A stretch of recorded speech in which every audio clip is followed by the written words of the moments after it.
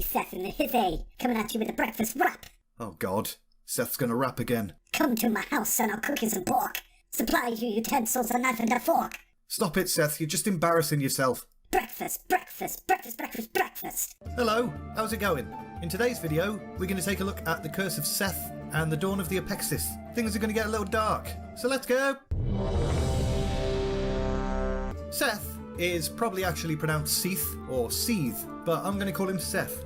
Anyway, Seth had become envious of Rukmar. She had big wings. He had tiny little stumpy wings. He could barely reach the top of the spire and was doomed to live out his existence in Rukmar's shadow. He wasn't a big fan of that idea. He dreamed of striking down Rukmar and stealing her powers. But he knew he wouldn't be able to do that alone, not with his little stumpy wings. So he approached Anzu for help. Anzu would obviously be jealous of Rukmar too, right? Nope.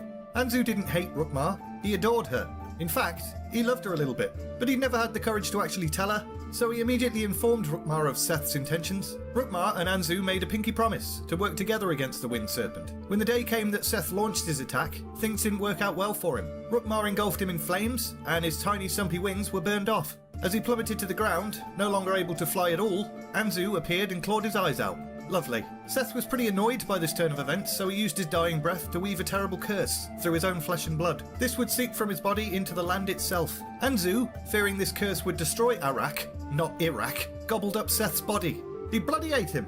Excruciating pain racked the Raven as the curse twisted his body and soul. His form shriveled and he lost the ability to fly. Although he paid a pretty nasty price for it, Anzu had contained the curse somewhat. A small portion of Seth's blood transformed the region into a shadowy place called Sethe Hollow, but other than that, everything was fine.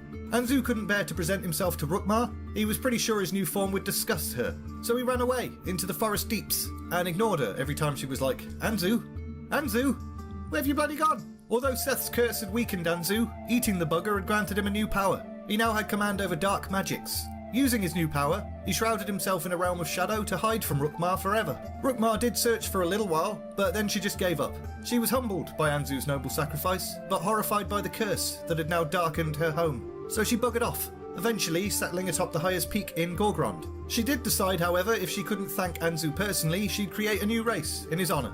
She drew on her own life energies and transformed some of her Kaleri followers into a winged people called the Arakoa, which means heirs of Arak. Her intention was, one day the Arakoa would return to Arak, but not yet. She didn't want them to suffer to Seth's curse, so she would wait for them to mature. That is, if she could make it that long. Creating the Arakoa had taken its toll, and she knew she'd eventually grow old and pass from the world.